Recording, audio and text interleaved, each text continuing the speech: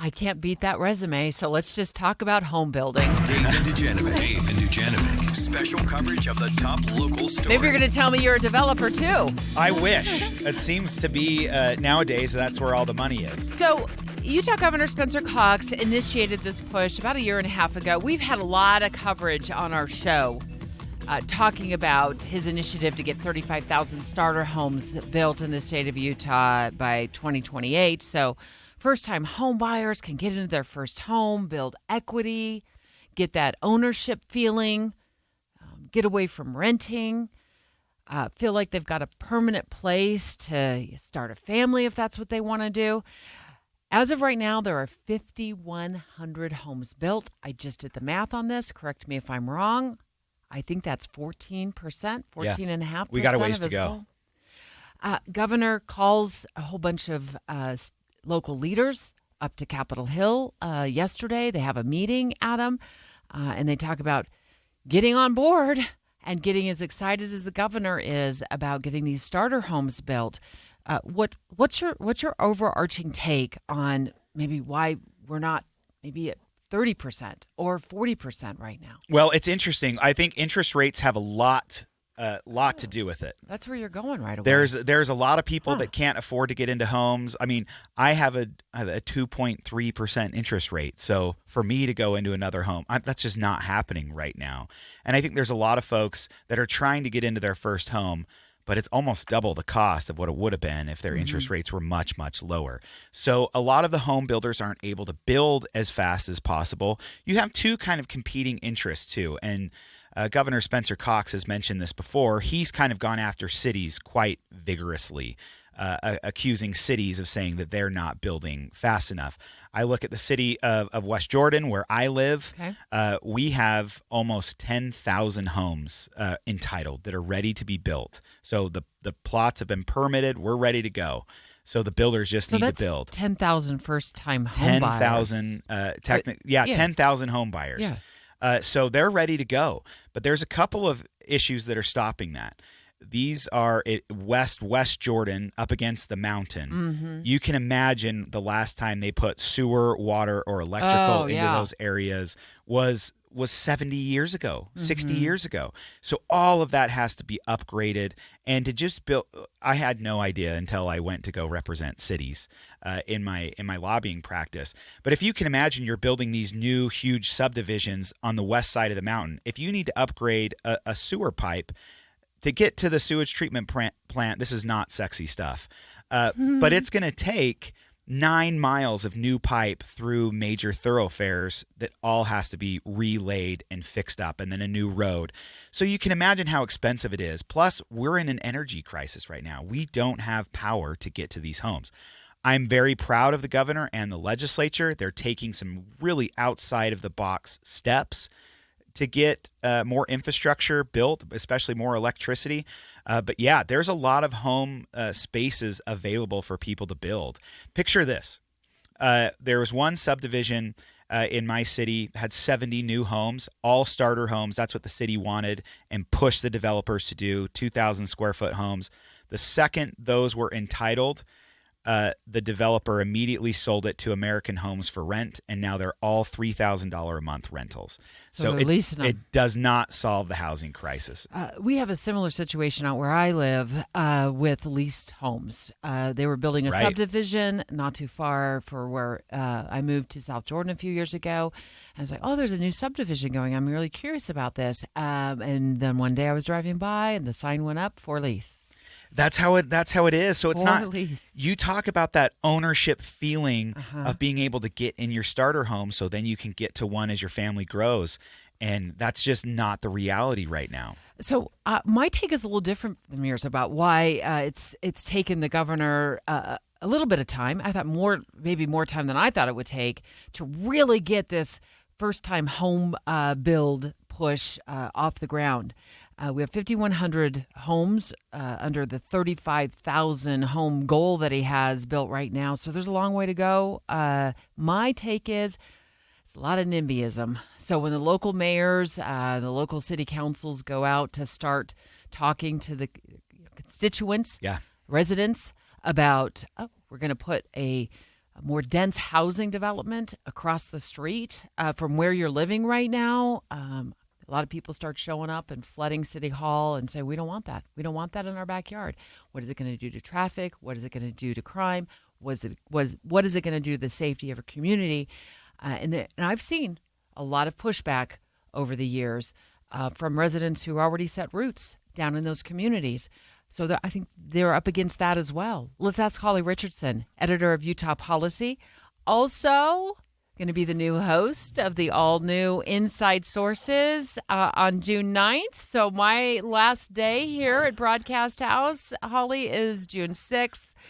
You and Greg... One more week. Yeah, I know. You and Greg Skordas take over the new Inside Sources at 9 a.m. Starting Monday the 9th. But actually, I think I caught this story today from the Deseret News, and it was you posted it in Utah Policy. So yeah, what's your right. So Adam Gardner's been here with me this morning. You've been listening to his take and my take. What's your take? Well, I think that you have both pointed out that there's multiple factors that make this a difficult problem to solve. One of the factors you haven't mentioned is that a lot of construction workers are here maybe undocumented, and so that has put a damper across the country on home building, especially if there are ICE raids coming. And we just saw that happen in Florida yesterday with Tallahassee. Everybody shut down and went home. So that's an additional factor. But yeah, NIMBYism is part of it. I think the infrastructure is part of it. I think people doing Airbnb type rentals or either, investment things, that's part of it. It's just really interesting that we have the desire, I think, even in the NIMBYism, people will say, yes, I know we need more houses. Yes, I want my kids to be able to buy a house in Utah, but I don't want them here in that area, right? This is a half an acre lot area. We don't want these multifamily units or starter homes. One of the things, too, that they started just last week talking about is starter condos, right? So people can actually purchase a condo for their first house and at least get started in building some equity that way. So lots and lots of factors coming into play here. Talk about this meeting that Governor Cox had with all of these mayors at the governor's mansion. Is there anything new that came out of that meeting? I don't know that there really is anything new. And the governor said this was not a I'm going to beat you until you comply kind of meeting. He said this was just to talk about where we are and how we can improve. One of the things I thought was interesting is the mayor of Clearfield said that his daughter is married to a home builder and they can't afford to get into their own new home. So I don't know what's going on there, right? But starter homes here they're just wildly expensive. In fact, the median home price in Utah is the 7th highest in the nation. Wow. And I remember 10 years ago when I was looking for a home in West Jordan, the average home cost was $300,000 or $280,000, right. And today it's more than $400,000. Well, the median for Utah is $595. It's literally it has jumped that much. Yeah. This is according to the Federal Reserve Bank of St. Louis. So yeah, that's the April median home price. And in fact, my own daughter and son-in-law bought their first home last year, and that's the price they paid was $600,000 for a 2,000 square foot starter home.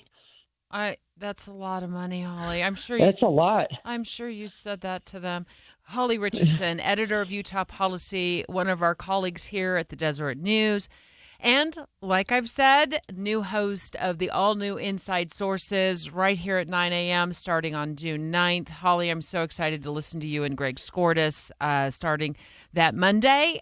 So rest up. Thanks so much. Bring your snacks and all of your great takes and, of course, all of your experience as well.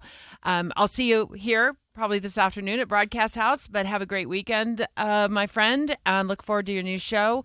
Adam, Holly brings up some other great points. Yeah, she does. In fact, there was, she said, there's a lot of these projects that I think are great, but I just don't necessarily want them in my backyard. You mentioned NIMBYism, not in my backyard.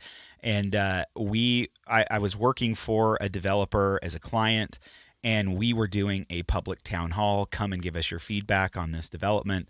And one of the first comments, to your point, stood up and she said, I am not a NIMBYist. I want you to understand that. I love this project. I just don't want it here.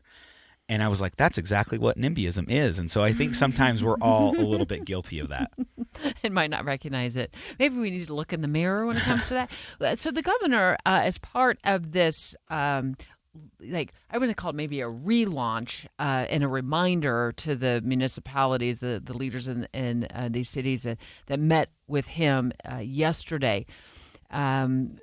He launched this dashboard to kind of help the public track where things are at. And that's where we find out that there's 5,100 first-time homes that have been built under this push that he initiated about a year and a half ago, on the way to the goal of 35,000, which I think has got a long way to go here. But so Caitlin and I, this morning, Caitlin Johnston, our producer, and I sat down and we started looking at this dashboard, and we found that Utah County has absorbed the bulk of these first-time home builds. Not surprising. There's much more land. We're a little more landlocked and built out here in Salt Lake County. So these are all like the west side of the lake. That's where people are going to be I think building. A lot. Well, and I've made no secret that I spend my Saturday mornings at Zumba in Saratoga Springs, and you can't help but notice all the traffic, all the building that's going on, all the new commercial developments that have come in. But I also think of Spanish Fork and the times that we've taken the show on the road to Spanish Fork. So Spanish Fork Mayor Mike Mendenhall, good morning. Good morning, Debbie D. and Adam G. Mayor, you're awesome. Thanks so much for coming on the show. And he was also, you were at the meeting yesterday with the governor. Yes, I was present. I saw Mike Maurer save the flag from hitting the ground. I don't know if you guys saw that video clip, but that was pretty cool. I didn't see that.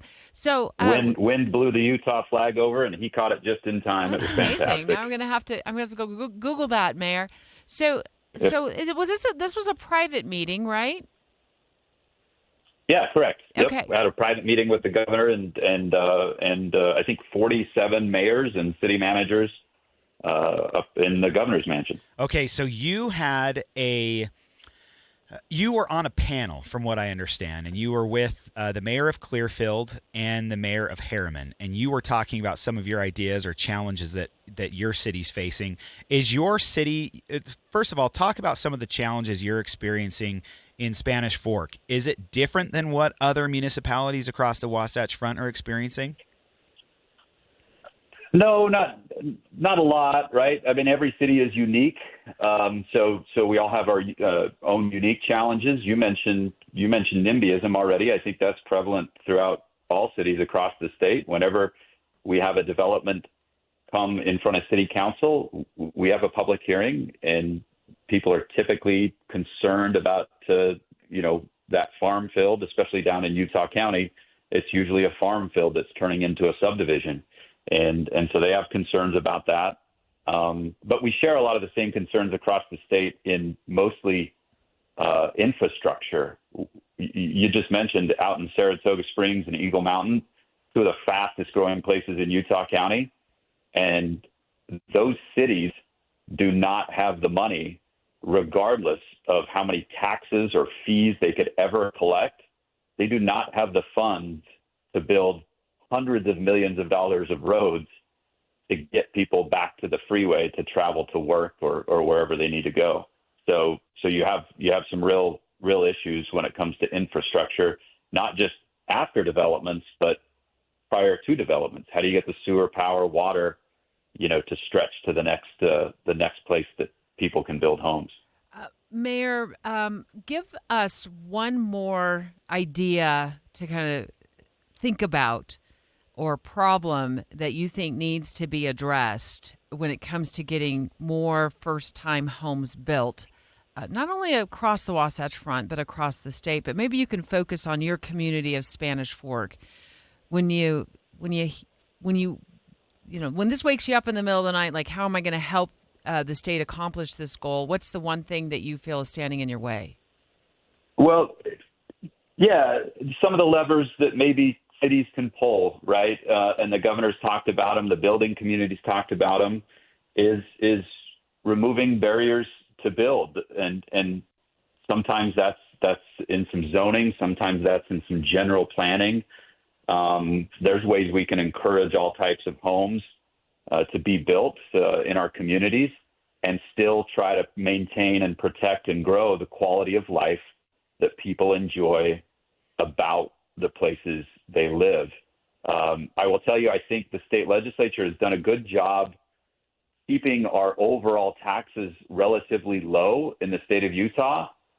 But I honestly feel sometimes as local government that if we wouldn't always have a tax cut in the state of Utah and say, hey, here's how much, is going back, which when it comes down to it, maybe the individual really doesn't feel that state tax cut in their everyday life. I don't remember my taxes being a lot low when I filed them this year and paid the state money, but it ended up hundreds of millions of dollars that affected the overall budget. I think there's room there that we can collaborate and talk about, well, what is that money available now for municipalities or builders to partner and access to put some of this infrastructure in.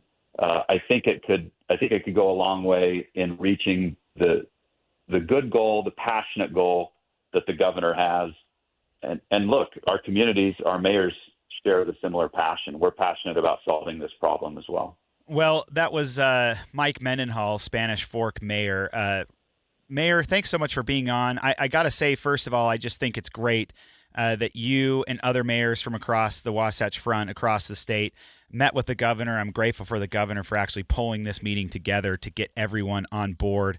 He said, I want everyone to be as passionate about this project as I am, and it sounds like that's the case. So thanks so much for being with us. Debbie, I received a text from the West Jordan mayor, Mayor Burton, and he said one of the hardest part is developers make less money on smaller homes, on first-time homes. And so it's really hard, a city, a state, how do you incentivize home builders to do these types of things? So there's a lot of work to do, but I'm glad the state's stepping up and handling it.